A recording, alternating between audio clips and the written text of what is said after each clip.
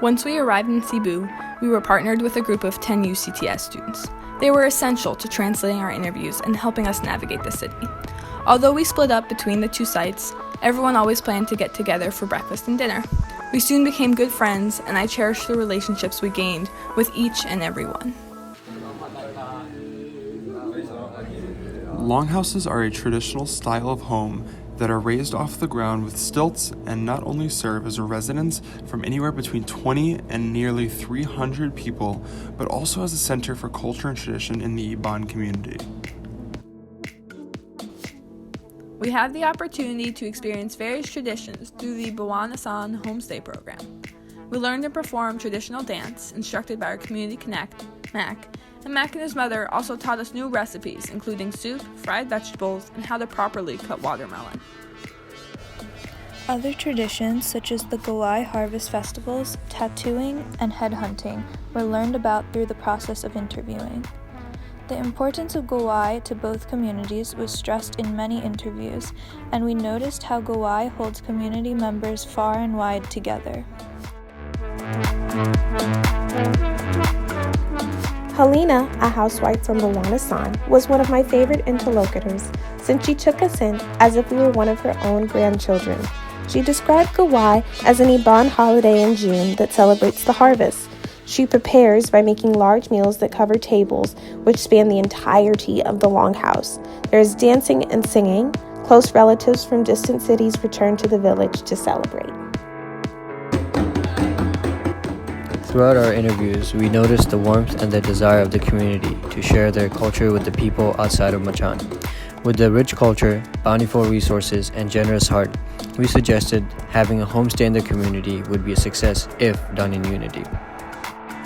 Floods were described as a major issue for the community, but we quickly discovered that one's perception of the floods is highly dependent on their experience and role in the community. We therefore spoke to individuals who saw the flooding as an issue and individuals who did not. Those who saw it as an issue were generally farmers, especially those growing paddy. During our interviews, the members had interesting questions, like if we had ever lived in rural areas before. Or in Iban culture or Malaysia overall, there's harmony between different races. What is it like in the USA? Is there friction between races? These questions forced me to reflect on our role in the community, as well as the challenges that we may have back home. It also allowed us to share knowledge of America that isn't depicted on TV.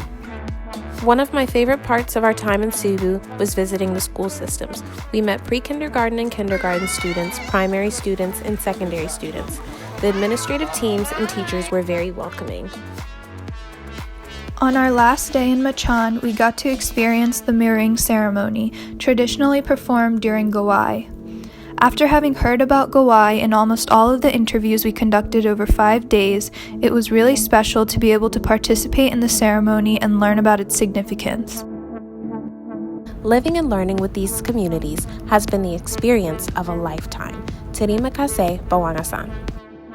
I saw firsthand the value and the potential of community engagement, as well as learning alongside the community. Terima kasih, Machan. This experience allows for immense personal growth. I am truly impressed how this adventure has impacted every aspect of my life. Terima kasih, Bawanasan. In every longhouse we visited and with every individual we spoke to, I felt instantly welcomed and grateful for the warmth that we received. Terima kasih, Machan. By combining community engagement with specific learning objectives, we were able to continue our Cornell education all the way in Borneo. In this case, alongside the Iban people who have taught us so much. Terima kasih, Bawanasan.